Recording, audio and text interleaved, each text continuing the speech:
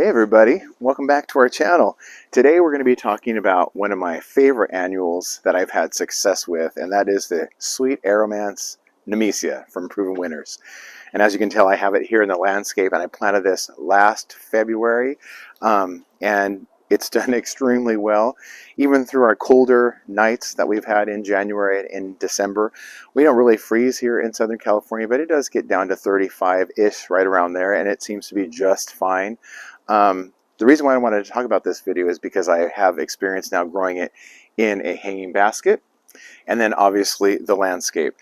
I've tried different Nemesia varieties at my mom's house, and then I also, when I originally found this at a local nursery, which that's rare for us to find Nemesia around here, I was really excited. So I bought this color, which is a light pink, and then also a yellow color, and I planted those two together, and they looked great together for a while, but through the summer heat, eventually the yellow fizzled out. But for some reason, this variety in particular just blew up like crazy. And to kind of tell you about how hardy it is, this plant right here that I had planted, it's much older. It's probably 2 years old, and so it's lasted through 2 seasons, and this is 1 season right here. And it's just amazing, and the smell that it gives too. This aroma that it puts off is just absolutely beautiful. It's very sweet, similar to a sweet pea, but not technically exactly like that. It just has a very nice, pleasing smell. And when you come back here to the back portion of the yard, you do smell it as you walk by the flower bed, which is really cool. When the roses are all cut back and there's nothing else back here, it's really nice to have this cover of flowers, and it's just profuse, as you can tell. Absolutely beautiful. Now, Proven Winners this year have released a brand new Nemesia. I believe it's mulberry, which is a darker color, and it has a little bit of yellow inside of it. It's deeper in tone, and these two actually, the new one and this, probably would look great together to contrast each other. But anyways, so what I've done here is really not much of anything. I think I've fertilized these plants maybe twice through the entire year, and that goes to show you how easy they are to grow. And there's nothing special about this dirt at all that's in this flower bed. I mean, every once in a while I'll put a little bit of topsoil on it, but other than that, I think maybe twice I've done that in the past.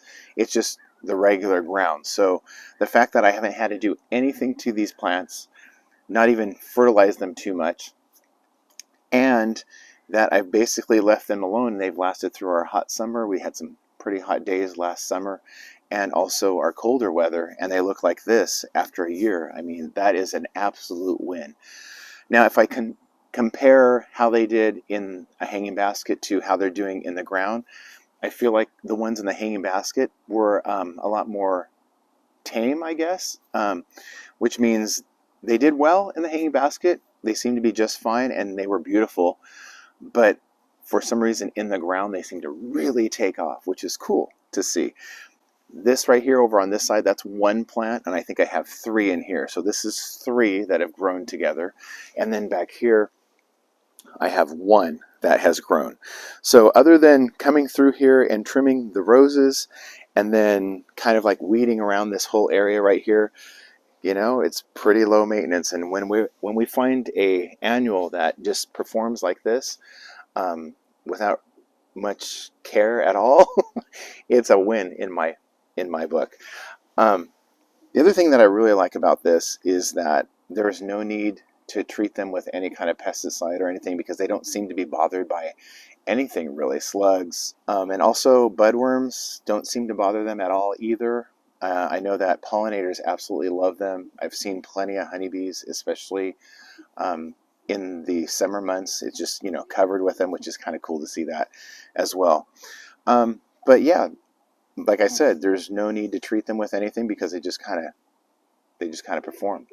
Now I have a plan for this flower bed, and these will eventually come out, which I know that seems a little bit crazy considering how well they're doing, but I'm going to try out some new Proven Winners annuals in this flower bed, and I have that set up for the spring. But we don't usually get our shipments from Proven Winners when we order from their store online until the end of March. So there's a good whole nother probably month and a half to 2 months with these in here. Plus, when the order gets here, I always like to let them grow in their cans a little bit, so it's just going to be just fine. Anyways, that's my experience with this flower, and it's been a good one for sure. Now, the other varieties that I've done, I think I've done I believe it was coconut variety, and then the yellow variety, and I believe one more. I can't remember right now. I only had one plant. They did fine, but they weren't as lasting as this variety in particular. So anyways, I hope that helps you make a decision maybe someday. If you see it, try it out. You may be surprised with how well it does in your area. Anyways, thank you guys so much for watching. I appreciate you guys being here. And also, thank you so much for the nice comments. And let me know if you have any experience with this variety and what it did for you, because just because it did well for me here doesn't necessarily mean that it could be that case in your area. So if you have experience, let me know. Anyways, take care. See you next time. Bye-bye.